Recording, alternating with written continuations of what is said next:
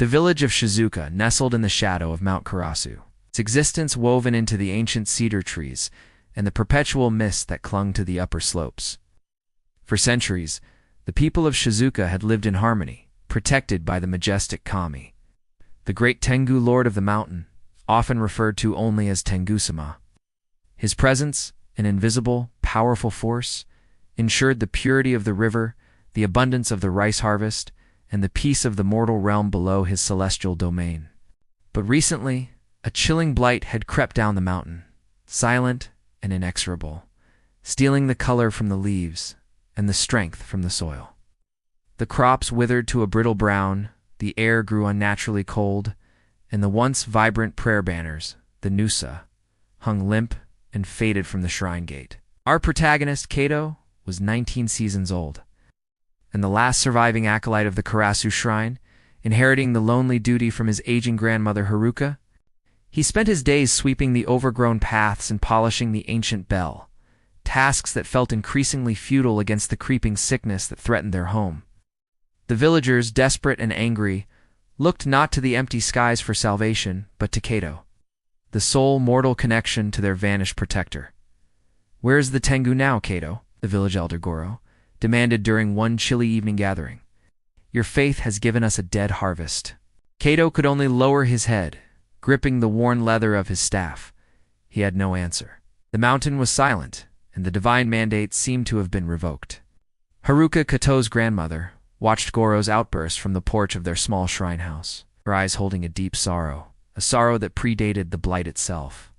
She was the vessel of the true lore, the forbidden knowledge passed down through generations of shrine keepers' knowledge of the Kami's vulnerability.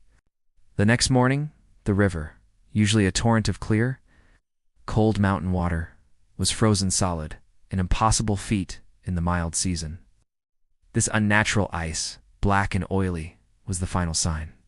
The spiritual protection had not merely faded, it had been actively severed. Haruka summoned Kato to the inner sanctum, a place he had never been permitted to enter, where dusty scrolls and lacquered prayer boxes lay untouched. The room smelled of old silk and mountain incense, a powerful contrast to the decay outside. Kaito felt a prickle of sacred power he hadn't sensed in years. Haruka lifted a small, simple wooden box, its carvings depicting a great winged figure battling a sinuous, dark serpent. What? The villagers speak of the Tengu's betrayal. They are wrong.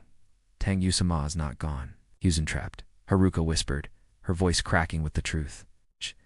She explained that the Onyx Kami, a serpent spirit of stagnation and jealousy from the deep earth, had seized the life force of the mountain and bound Tengu-sama's power. "Our ancestors knew. This day might come, Kato. We have a mandate that must be fulfilled to restore the natural order." Haruka opened the box. Inside lay not a scroll or a weapon, but a single, ancient piece of parchment, brittle and stained. Kato could not read the old glyphs, but the intent of the image was clear. A lone figure ascending the jagged peak, holding aloft a single feather. "The divine flow is locked, Kato. To break the lock, you must climb to the summit of Crow's Tengu-sama's sanctuary. Once there, you must obtain a single feather from the great Tengu's wing-a-feather of the unburdened will." Haruka gripped his arm, her eyes intensely fixed on his. "This feather is not a gift. It is a key. It contains the raw, unbound power of the mountain Kami. Only an unburdened soul, one who seeks not glory, but restoration, can possess it and use its light to banish the Onyx Kami." The mandate was impossibly heavy for a young man who had only ever known the quiet duty of sweeping leaves. Kaito's mind raced, not with doubt of the spirits, but doubt of himself. "How can I face a Kami grandmama? I am just the sweeper of the gate. Your soul is pure, and your purpose is selfless. That is the only armor a mortal needs when facing the divine," Haruka declared. She handed him the family talisman, a piece of jade, carved like a miniature Nusand, with a final tearful embrace sent him on his way. Kaito began his ascent before dawn. He wore only simple cotton and straw sandals, carrying nothing but a water skin and the jade talisman. The path quickly vanished into a treacherous scramble of loose rock and frozen dirt, the air thinning as he climbed past the tree line. His first test was the mountain itself, the relentless burning ache in his calves, the desperate need for air, the sheer crushing physical exhaustion. stumbled near a frozen waterfall, the black eyes slick and unforgiving. The physical pain was a mundane, yet powerful, distraction. Turn back, Kato. You will freeze. Your failure will only hasten the decay. A voice of exhaustion whispered in his own mind. He paused, leaning against a rough boulder, his breath frosting in the air. He thought of his grandmother, of the withered rice fields, and the frozen river. His resolve was reinforced by the mortal suffering below, a purpose far more grounded than any divine vision. He pressed on. Hours later, climbing a sheer cliff face, a gust of wind caught him, but this was no natural wind. It carried the faint, sweet scent of forgotten incense. The air shimmered, and a creature materialized before him, a minor mountain spirit, a Kodama, but corrupted and sickly pale. The Kodama wore a deceptive smile. Stop, little acolyte. The Tengu is cruel. His reign is over. The new kami brings gifts for the obedient. Why struggle? Turn back and join the new order. The Onyx Kami offers a smooth path, not this endless, brutal climb. The temptation was the promise of ease, the allure of surrender when his body screamed for rest. Kato shook his head. The Tengu has brought life for 1,000 years. Your master brings only stagnation and the freezing of what is warm. I will not trade life for ease. Kato reached out, not to strike, but simply to touch the spirit with the jade talisman. The moment the jade made contact, the Kodama shrieked, dissolving into a puff of black smoke and the stench of sulfur. The spirit was not strong enough to resist the pure, ancient protection held within the shrine talisman. The spell of discouragement was broken. Kato knew then that the Onyx Kami was using its power to infect the lesser spirits, using insidious whispers rather than brute force. He pressed higher, fueled by this small victory, realizing that his unburdened heart was indeed a weapon against the shadow. He crossed the final, treacherous ridge, climbing past the clouds and into a world of startling, jagged black rock and eternal snow. Before him stood the summit of Crows, a breathtaking spire piercing the clear blue sky. But the beauty was marred by a horrifying sight. The summit was encased in an immense, shimmering dome of obsidian ice. The Onyx Kami's signature was unmistakable. This was not a natural structure. It was a prison built of solidified malice. Inside the dome, Kato could dimly make out the form of the great Tengu, Lord Karasu. The sight confirmed Haruka's truth. The Tengu was not absent, but immobilized, his legendary power suppressed by the crushing weight of the serpent's spiritual ice. Kato approached the dome, placing his hand against the frozen surface. It was so cold it burned, and he instantly withdrew his hand. He saw the Tengu lord inside, immense and majestic feathers the color of storm clouds, his great beak downturned in deep concentration, trying to break free. The effort required to hold the Tengu immobilized was staggering. The Onyx Kami must have poured all its strength into this solitary act of spiritual tyranny. Kato felt a wave of profound empathy for the captured Kami, a feeling that transcended the fear of the divine.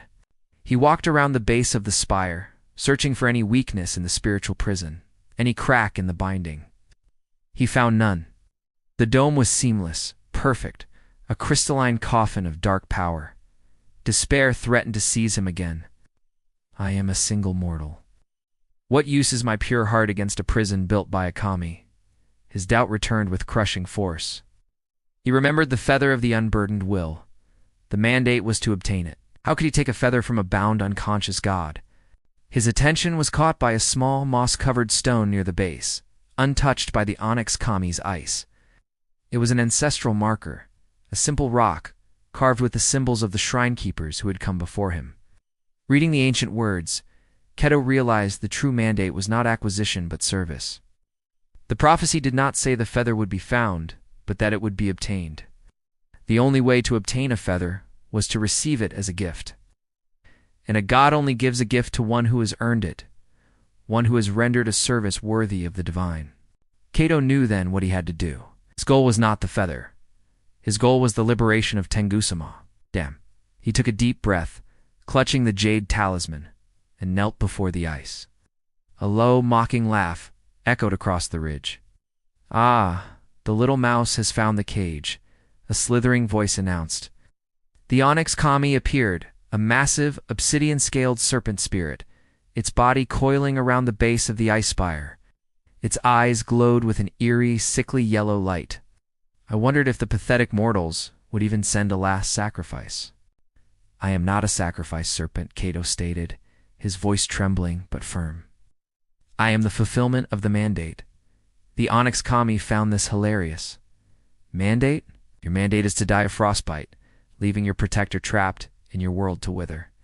"I am the new order," Serpent's voice dropped, becoming coaxing and insidious. "Look at your world. The river is still. The people are safe from war. The chaos is gone. I offer a perfect stagnation.